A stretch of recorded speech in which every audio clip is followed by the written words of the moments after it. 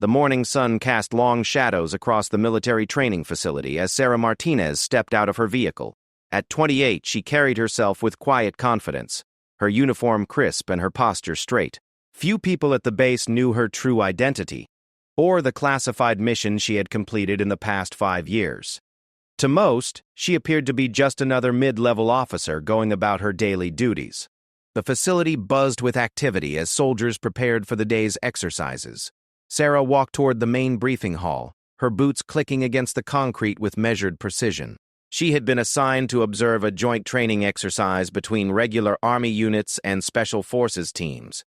What the participants didn't know was that this observation was part of her preparation for taking command of the entire Special Operations Division in the region. As she approached the entrance, she noticed a group of soldiers gathered near the building. Their conversation was loud and casual, the kind of easy banter that often filled quiet moments between training sessions. Sarah recognized some faces from her previous visits to the base, though she had never formally introduced herself to any of them. "Look at all these officers showing up," one of the soldiers said, gesturing toward Sarah as she walked past. "Bet half of them have never seen real action." The comment came from Staff Sergeant Mike Thompson, a stocky man in his early 30s with several deployment patches on his sleeve. He had served 3 tours overseas and had developed a reputation for being outspoken about what he perceived as the military's bureaucratic inefficiencies. His fellow soldiers often looked up to him for his combat experience and his willingness to speak his mind. Sarah heard the comment, but continued walking without acknowledgement. She had learned long ago that responding to every casual remark would be both exhausting and counterproductive. Her focus remained on the mission ahead and the responsibilities she would soon inherit. "Seriously, though," Thompson continued, his voice carrying across the courtyard, "what's with all these desk officers trying to look important? Half the people walking around here probably couldn't survive a day in the field." His comment drew chuckles from the small group gathered around him.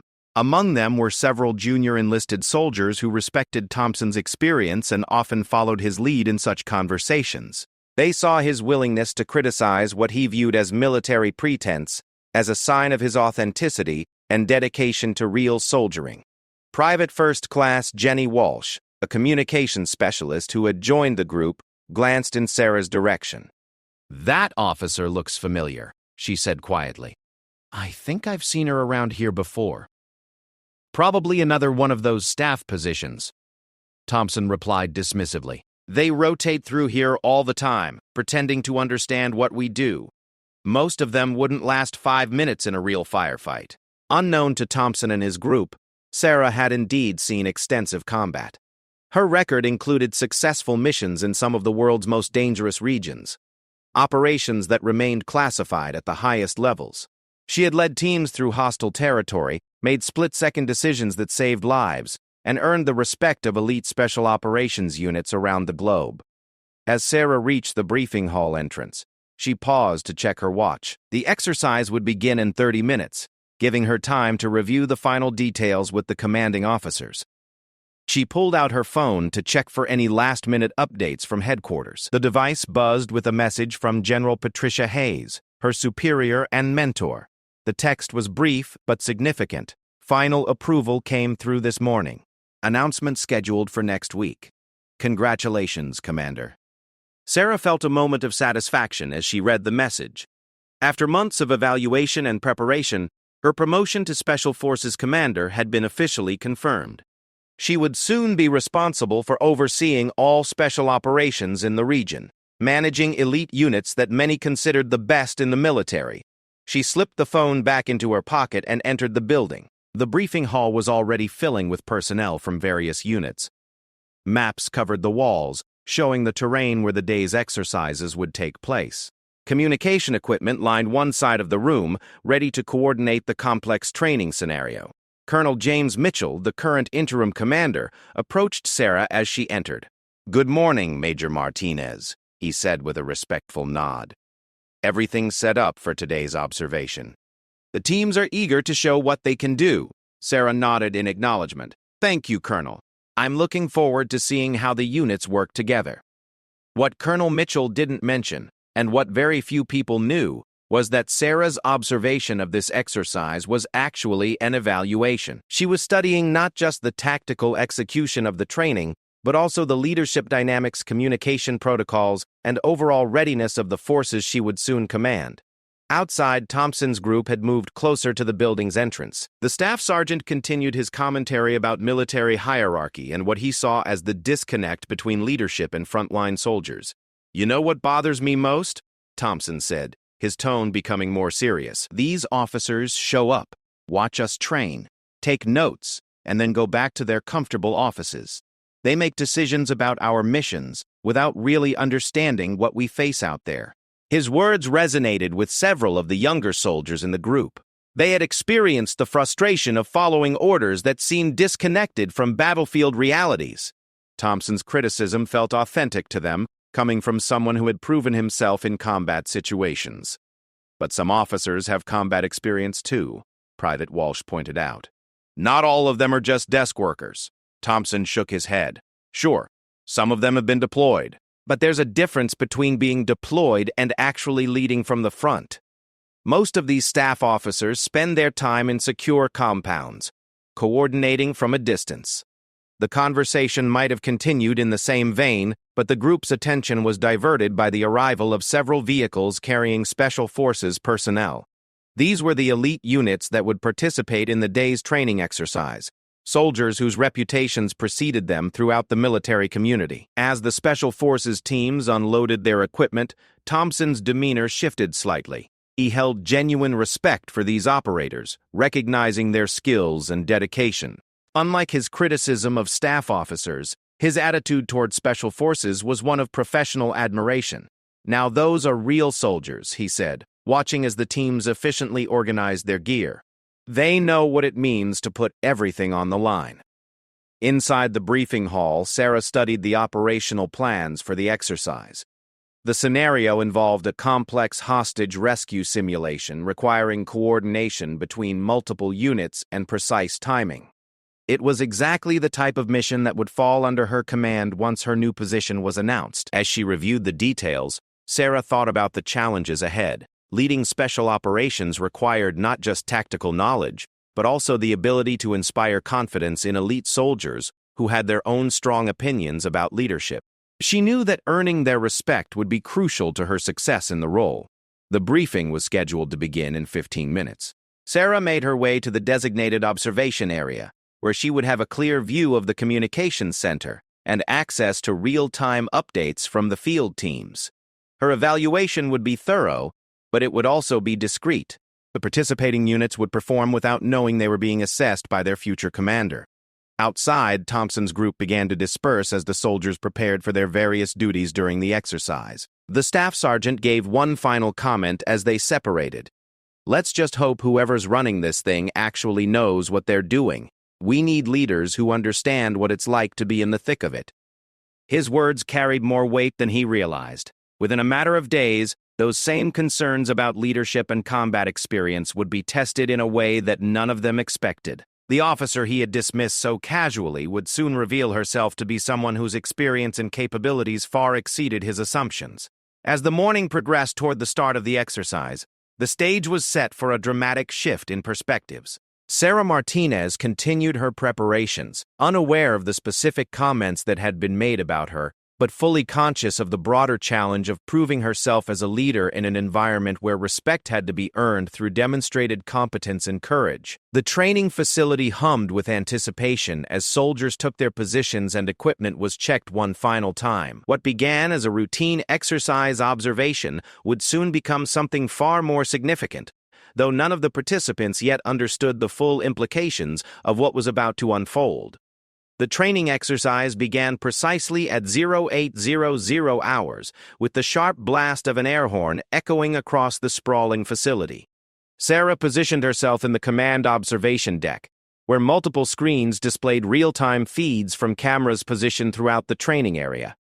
Radio chatter filled the air as different units coordinated their movements according to the carefully planned scenario. The exercise simulated a hostage situation in a mock urban environment that the military had constructed specifically for such training purposes. The facility included multi-story buildings, narrow alleyways and various obstacles designed to replicate the challenges soldiers might face in real-world operations. Hidden throughout the area were role players acting as hostiles, innocent civilians, and hostages who needed to be rescued. Staff Sergeant Thompson found himself assigned to a support unit responsible for establishing a secure perimeter around the target building. As he directed his soldiers to their positions, he maintained radio contact with the Special Forces teams that would be conducting the actual rescue operation.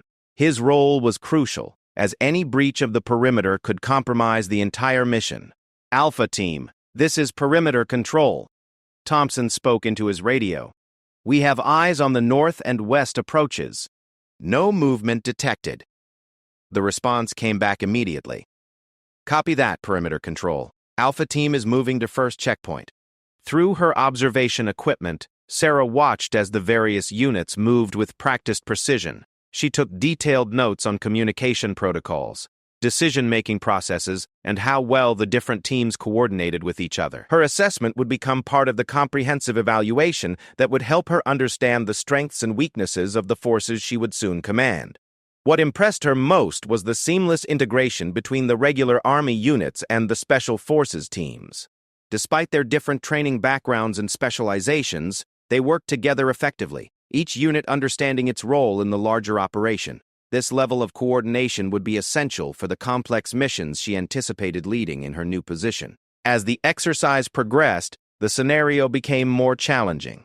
Intelligence reports indicated that the hostiles had become aware of the rescue attempt and were preparing to move the hostages to a secondary location. This development required the teams to adjust their approach and accelerate their timeline, creating additional pressure and testing their ability to adapt under stress.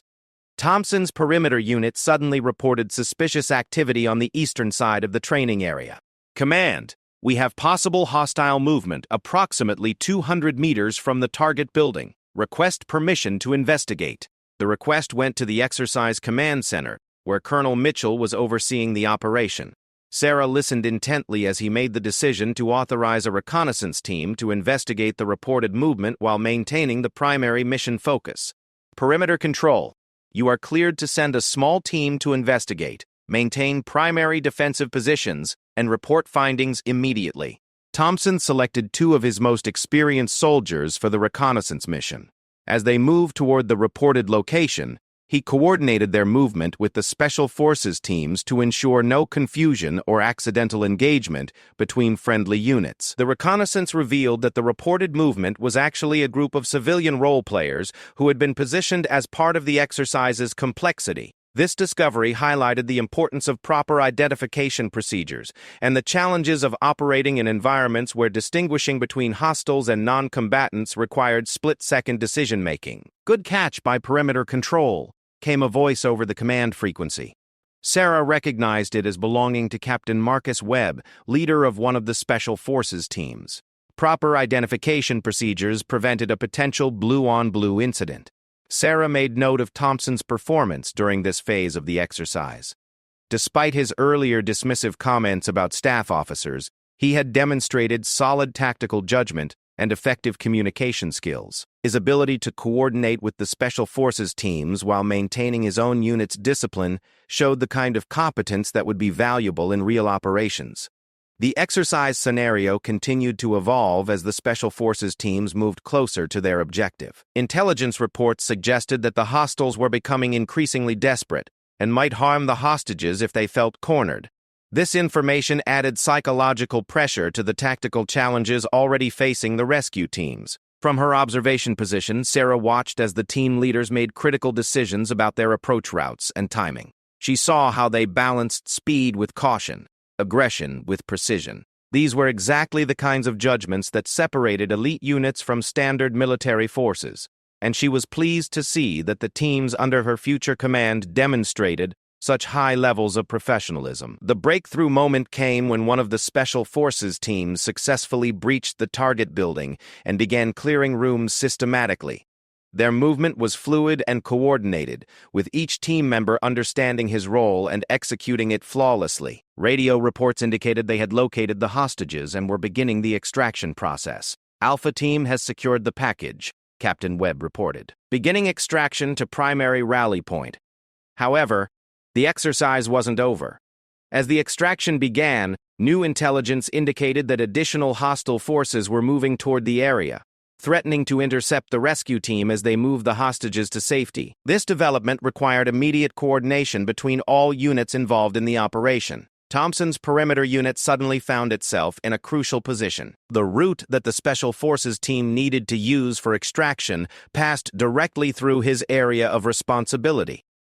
He had to rapidly reposition his soldiers to provide covering fire while ensuring that the escape route remained secure. "All units, this is perimeter control," Thompson announced over the radio. "We are shifting to support extraction route, Charlie. Moving to overwatch positions now." Sarah watched with interest as Thompson's unit executed a complex maneuver under pressure.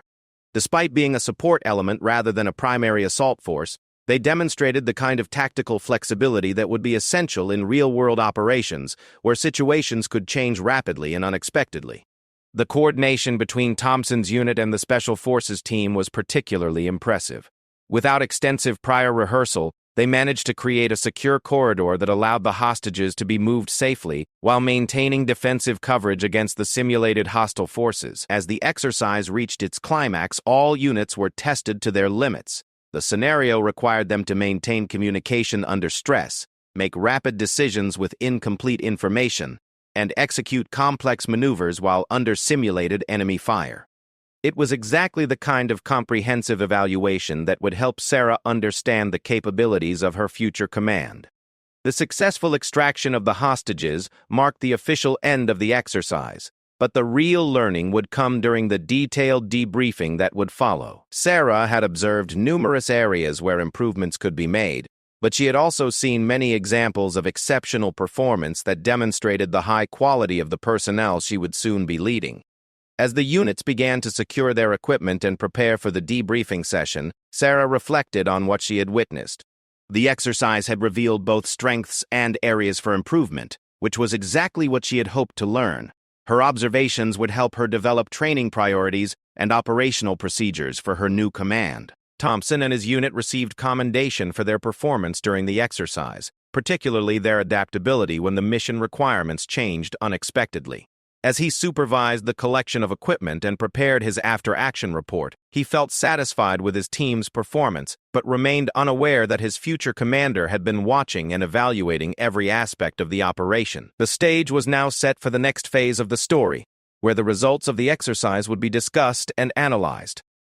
More importantly, it was during this debriefing that the first hints of Sarah's true identity and qualifications would begin to emerge, setting the stage for the dramatic revelation that would follow. Unknown to Thompson and the other participants, their performance during this exercise would play a significant role in shaping the leadership approach that Sarah would bring to her new position. The competence and professionalism she had observed would inform her confidence in the troops under her command, while the areas needing improvement would help her establish training priorities that would benefit everyone involved. The debriefing session took place in the main conference room, where large screens displayed maps, timelines, and performance metrics from the morning's exercise. Sarah took a seat in the back row, continuing her role as an observer while the various unit leaders presented their after-action reports.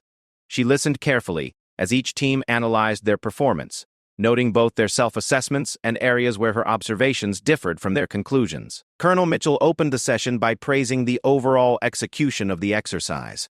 Today's operation demonstrated excellent coordination between regular and special forces units, he began. The successful completion of the primary objective, combined with the effective handling of unexpected developments, shows that our training programs are producing the results we need.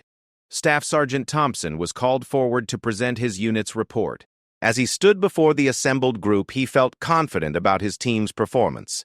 They had successfully maintained perimeter security, adapted to changing circumstances, and provided crucial support during the extraction phase.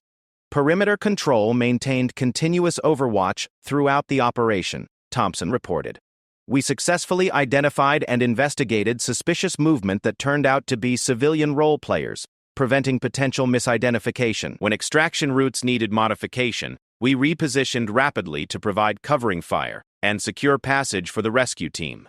His report was thorough and professional, demonstrating his understanding of both his unit's specific role and how it fit into the larger operation. Sarah made notes about his presentation style and tactical knowledge, recognizing that he possessed the kind of experience and competence that would make him a valuable asset under her future command. Captain Webb followed with the Special Forces perspective on the exercise. His team had executed the primary rescue mission, and his analysis focused on the technical aspects of the operation. Room clearing proceeded according to standard protocols, he reported. Target identification was positive, and hostage extraction was completed without casualties. Communication with supporting units was effective throughout. What struck Sarah about both presentations was the mutual respect evident between the regular Army and Special Forces personnel. Despite their different roles and training backgrounds, they clearly understood the importance of working together effectively. This would be crucial for the complex operations she anticipated leading in her new position. After the formal presentations, the session moved to a more interactive discussion where participants could ask questions and share observations. This was when the first hints of Sarah's extensive experience began to emerge, though still in a subtle way that didn't reveal her true identity. I noticed that the initial breach was executed from the north entrance rather than the originally planned east approach, Sarah observed from her position in the back. What factors influenced that tactical decision? Captain Webb turned to address her question, recognizing that it demonstrated a sophisticated understanding of the operation's details. The decision was made based on real-time intelligence indicating increased hostile activity near the east entrance. The north approach offered better concealment and a more direct route to the hostage location. Sarah nodded approvingly. That shows good tactical flexibility. In similar situations I've encountered, that kind of adaptability can be the difference between mission success and failure. Her comment about situations she had encountered caught the attention of several participants, though most assumed she was referring to theoretical knowledge or perhaps limited deployment experience. Thompson, however, found himself reconsidering his earlier dismissive attitude. The woman's questions demonstrated a level of tactical understanding that suggested more than just academic knowledge. The discussion continued with various participants sharing their perspectives on different aspects of the exercise. Sarah contributed several more observations, each one revealing a depth of knowledge that began to shift the room's perception of her role and background. During the perimeter establishment phase, she noted, "I observed excellent use of overlapping fields of fire. That's a fundamental principle that many units struggle to implement effectively under pressure. Your team executed it flawlessly." Thompson felt a moment of pride at the recognition, but also growing curiosity about the officer who had made the observation. Her technical vocabulary and specific knowledge of special operations procedures suggested experience that went beyond typical staff positions. Colonel Mitchell began to notice the pattern of Sarah's contributions to the discussion. Her questions were precise, her observations were insightful, and her comments revealed familiarity with advanced tactical concepts. He realized that her presence at the exercise represented more than routine observation. "Major Martinez," the colonel said, addressing Sarah directly for the first time during the debriefing, "your observations suggest extensive field experience with special operations. Would you care to share some of that background with the group?"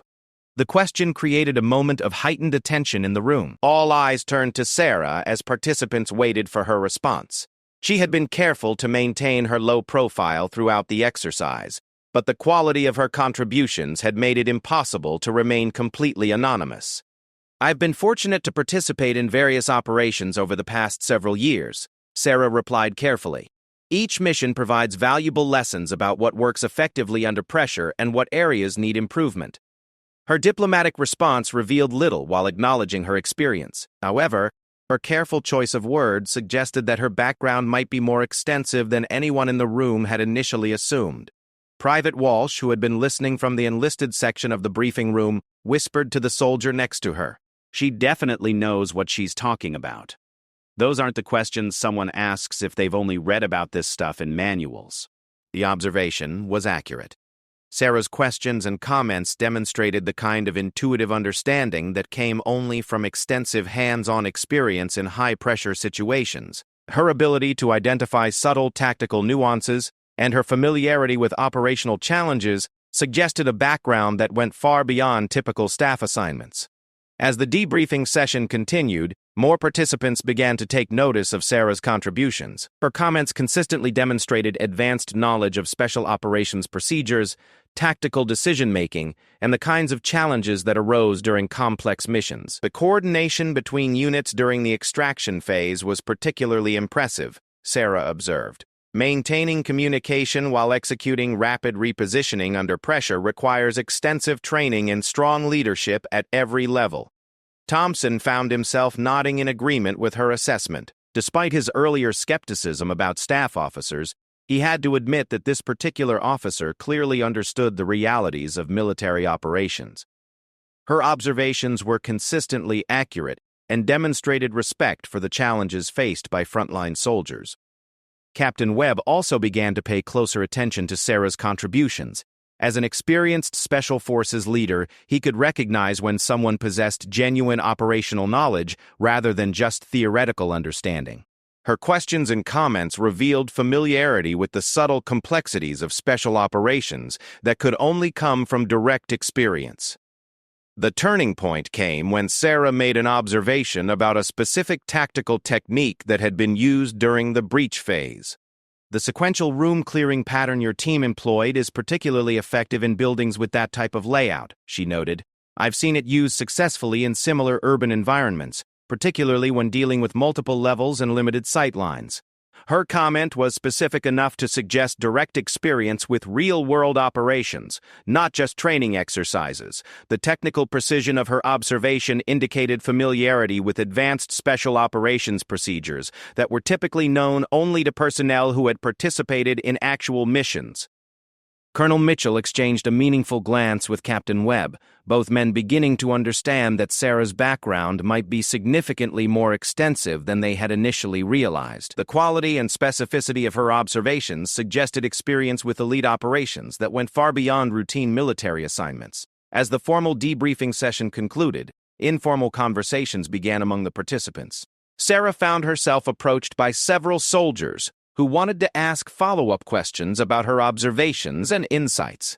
Her responses continued to demonstrate knowledge that impressed even the most experienced personnel in the room.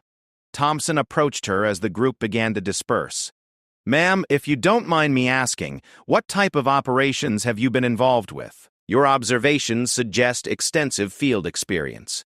It was a direct question that put Sarah in a position where continuing to deflect might seem evasive or inappropriate. She had successfully maintained her low profile throughout the exercise and debriefing, but the quality of her contributions had naturally led to curiosity about her background. "I've been involved with various special operations over the past few years," she replied. "Counterterrorism, hostage rescue, reconnaissance missions in different theaters. Each operation provides learning opportunities that help improve future performance." Her response was still diplomatic, but it acknowledged more extensive experience than anyone in the room had expected. The mention of counterterrorism and hostage rescue operations suggested participation in high-level missions that required exceptional skills and security clearances. The revelation was beginning to unfold. Though the full scope of Sarah's background and her impending appointment as Special Forces commander remained unknown to the participants. The stage was set for the final revelation that would completely transform everyone's understanding of who she really was and what her presence at the exercise actually meant. 3 days after the exercise, the base buzzed with unusual activity. Word had spread that an important announcement would be made during the morning formation, though few people knew the specific details. Sarah had spent the intervening time reviewing operational files and meeting with senior staff to prepare for her transition into command. Staff Sergeant Thompson arrived early for formation, as was his custom. He had spent the past few days thinking about the debriefing session and the mysterious officer whose insights had impressed everyone present. Her knowledge of special operations procedures had been remarkable, and he found himself curious about her background and role at the base. "Formation in 5 minutes," called out the company first sergeant. Soldiers quickly assembled in orderly ranks across the parade ground, their uniforms crisp and their bearing professional. The morning air carried a sense of anticipation as personnel speculated about the nature of the announcement. Colonel Mitchell emerged from the administrative building, accompanied by several senior officers, including General Patricia Hayes, who had arrived the previous evening from regional headquarters. The presence of such high-ranking leadership indicated that this was no routine announcement. "At ease," Colonel Mitchell commanded as the formation came to attention. "This morning we have a significant announcement regarding the leadership of our Special Operations Division. General Hayes will provide the details." General Hayes stepped forward, her bearing commanding immediate respect. She had built a reputation as one of the military's most capable leaders, with extensive combat experience and a track record of successful operations in the most challenging environments. "Ladies and gentlemen," General Hayes began, "effective immediately, Major Sarah Martinez has been promoted to Lieutenant Colonel and appointed as the new Special Forces Commander for this region." A murmur of surprise rippled through the formation. Many personnel recognized Sarah's name from the recent exercise, but few had understood the significance of her presence or the extent of her background. "Colonel Martinez brings exceptional qualifications to this position," General Hayes continued. "Over the past 5 years, she has led successful operations in Afghanistan, Syria, and other classified locations. Her record includes counterterrorism missions, hostage rescues, and reconnaissance operations that have had strategic impact at the national level." Thompson felt his stomach drop as the reality of the situation became clear. The officer he had dismissed as just another desk worker was actually one of the military's most accomplished special operations leaders. His casual comments about her lack of field experience suddenly seemed both ignorant and embarrassing. "Colonel Martinez has been awarded the Silver Star, Bronze Star with Combat V, and Purple Heart for her service in combat operations," General Hayes continued. "She has successfully led multinational special operations teams and has been instrumental in developing new tactical procedures that are now used throughout the special operations community." As the general spoke, Sarah stepped forward from among the gathered officers. Thompson immediately recognized her as the woman who had impressed everyone during the exercise debriefing. The officer he had joked about and dismissed was actually more qualified and experienced than anyone else on the base. "Colonel Martinez has commanded special operations teams in some of the most dangerous missions undertaken by our military," General Hayes explained. "Her leadership has been directly responsible for saving numerous lives and achieving strategic objectives that have enhanced national security." The formation remained silent as the full scope of Sarah's accomplishments was revealed. Her promotion represented not just a change in leadership, but the appointment of someone whose experience and capabilities far exceeded what anyone had imagined. During Operation Desert Shield, Colonel Martinez led a team that successfully extracted hostages from a terrorist compound while under heavy fire. General Hayes continued. "Her tactical decisions and leadership under pressure resulted in the safe recovery of all hostages without friendly casualties." Thompson's mind raced as he processed the information. The woman he had seen walking across the base courtyard just days earlier had actually led the kind of life-and-death missions that represented the pinnacle of military service. Her quiet demeanor and unremarkable appearance had completely masked one of the most impressive service records in the special operations community. In Syria, Colonel Martinez commanded a joint operation involving American, British, and French Special Forces units, General Hayes explained. The mission successfully disrupted a major terrorist network and prevented a planned attack that could have resulted in significant civilian casualties. The general's recitation of accomplishments painted a picture of someone whose experience dwarfed that of virtually everyone present. Sarah's participation in high-level international operations and her success in the most challenging environments marked her as an elite leader even within the special operations community. Most recently, Colonel Martinez completed a classified operation that resulted in the capture of a high-value terrorist target, General Hayes concluded. Her planning and execution of this mission have been recognized at the highest levels of government. As the general finished her remarks, she turned to Sarah and nodded respectfully. "Colonel Martinez, please address your new command." Sarah stepped forward, her bearing confident but not arrogant. She looked across the formation, making eye contact with soldiers throughout the ranks. When her gaze briefly met Thompson's, he felt a mixture of shame and respect that he had never experienced before. "Thank you, General Hayes," Sarah began, her voice clear and carrying easily across the formation. "I am honored to serve as your commander and to work alongside the exceptional personnel I observed during this week's training exercise." Her reference to the exercise made it clear that she had been evaluating them all along, not merely observing as a casual visitor. Thompson realized that his performance and that of his unit had been under assessment by someone whose standards were based on the most demanding operations imaginable.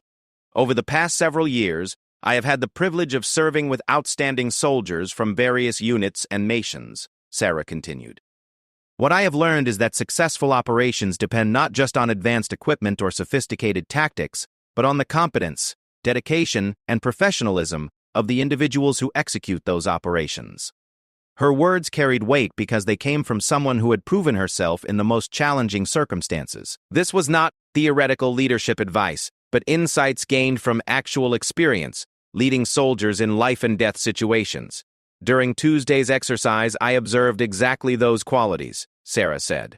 Professional competence, tactical flexibility, and effective teamwork under pressure.